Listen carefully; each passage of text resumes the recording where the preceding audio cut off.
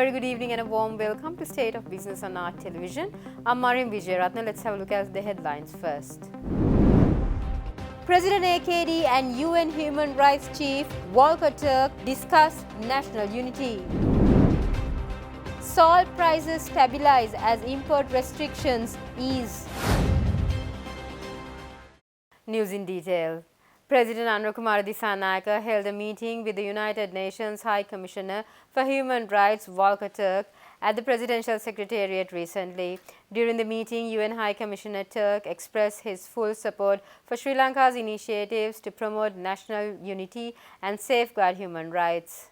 The issue of missing persons was a focal point of the conversation. Both parties acknowledged the shared pain of affected families and emphasized the importance of restructuring institutions to address this long-standing issue effectively. President Dissanayake assured that his government is fully committed to implementing reforms, fostering reconciliation, and ensuring human rights while working to restore economic stability. The President also stressed the importance of international cooperation to enhance Sri Lanka's global reputation, calling for continued support from the UN and other global institutions.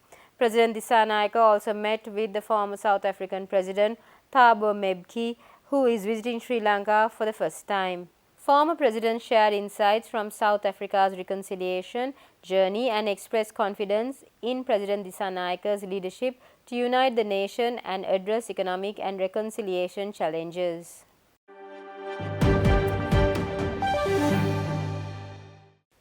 Salt prices in Sri Lanka are set to stabilize as the Sri Lanka Salt Manufacturers Association announces new maximum retail price limits.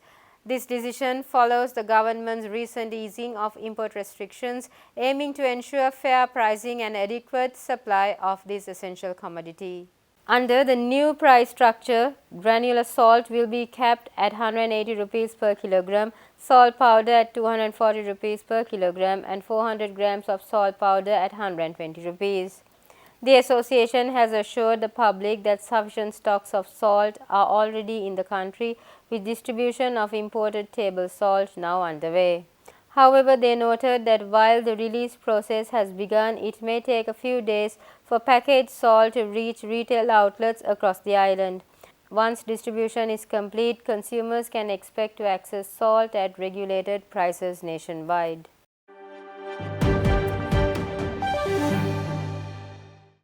Sri Lanka's export sector has achieved over $6.93 billion in total exports during the first 5 months of 2025, a 7.14% growth compared to last year.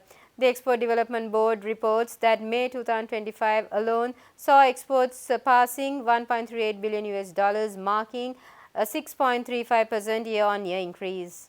Merchandise exports for the month contributed over $1.02 billion with robust performance in key sectors like gems and petroleum products. For the January to May period, merchandise exports reached $5.34 billion, reflecting a 5.46% increase compared to the same period last year. Services exports have also seen significant growth, reaching $1.58 billion in the first 5 months of the year, a 13.2% rise. Sector-wise, apparel and textile performed strongly with a 9.2% year-on-year growth to over $2.13 billion. Agriculture exports showed substantial gains, with tea contributing $610 million, a 7.93% increase, and coconut-based products soaring by 26.89% to $427.69 million. Spice exports recorded an impressive 57.76% growth, reaching $173.64 million. Regionally, exports to the European Union, accounting for 24% of Sri Lanka's exports, grew by 7.59% during the cumulative period, with notable performances in Germany and the Netherlands. Exports to India also surged by 31.41% year-on-year, driven by higher shipments of animal feed and pepper. Despite a slight decline in exports to the United States and the United Kingdom in May, cumulative export figures to these countries for the year so far reflect positive growth. EDB Chairman Mangala Vijayasinghe highlighted the resilience of Sri Lankan exporters and the impact of strategic efforts in market and product diversification. He expressed confidence in achieving the 2025 export revenue target of $19 billion with $14 billion projected from merchandise exports and $4.2 billion from services.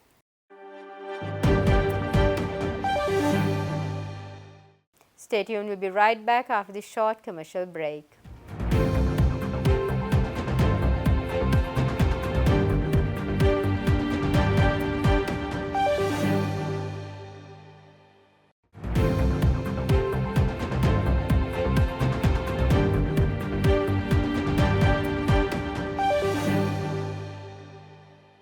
Welcome back after the break. The National Anti-Human Trafficking Task Force, in collaboration with the International Organization for Migration, launched an island-wide awareness campaign against human trafficking in Colombo recently. Funded by the government of Japan, this television and radio initiative aims to educate the public about the various forms of trafficking, including forced labor, sexual exploitation, child labor, and forced criminality in cyber scams.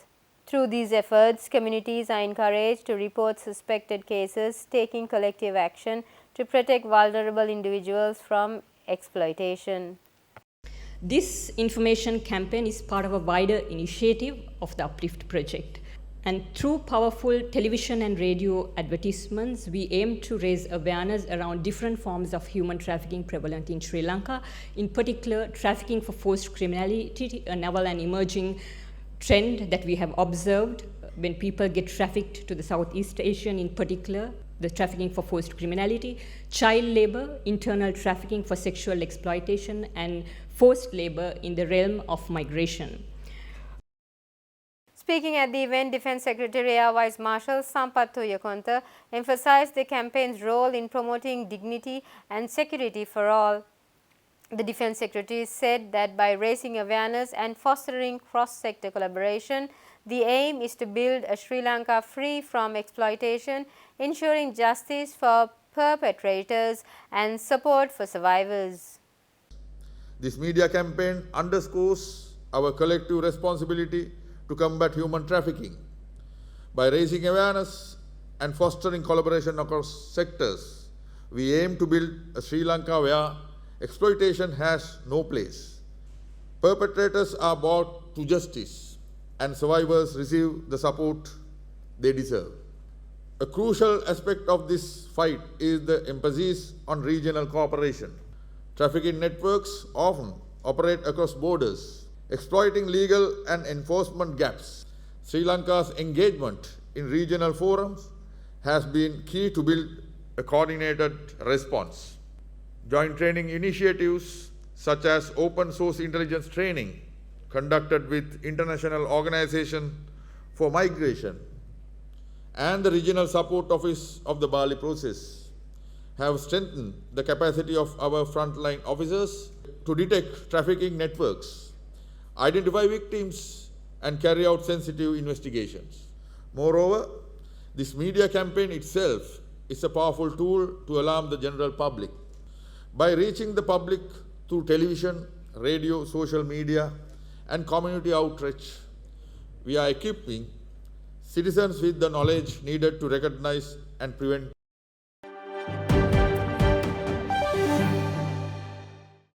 The Digital Marketing Association of Sri Lanka, organized under the endorsement of the Sri Lanka Tourism Promotion Bureau, has unveiled its third annual Digital Summit at a press conference held in Colombo recently. This year will see the participation from international delegates seeking to highlight Sri Lanka's position as a hub for digital marketing and innovation. The summit will provide a platform for South Asia's brightest minds, industry leaders and digital innovators to exchange ideas, ignite creativity and shape the future of digital marketing. The inclusion of international delegates broadens its reach, making it a true regional powerhouse. Event chairs Gayatri Senaviratne and Shalendra Mendis described the summit as a bold declaration of ambition, showcasing Sri Lanka's growing leadership in brand, content and digital media innovation. DMASL President Arjun Jagar noted the summit's evolution from a national initiative to a beacon for digital innovation in South Asia.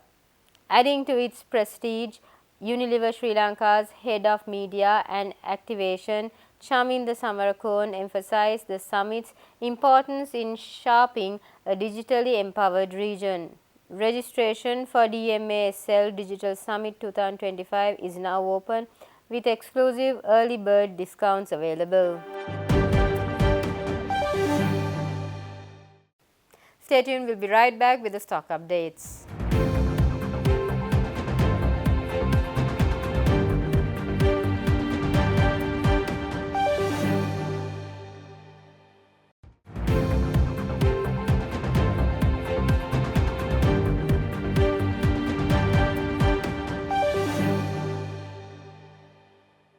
Welcome back after the break. Trading at Colombo Stock Exchange ended on a positive note today.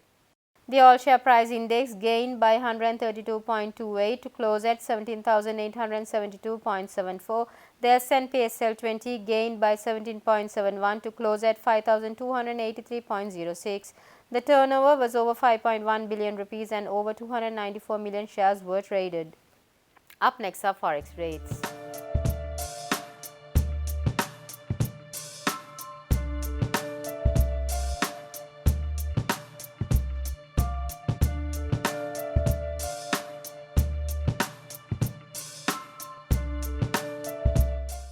That's all we have for tonight. For this and more, subscribe to our channel on YouTube and follow us on Facebook. Have a great weekend. Take care. Good night.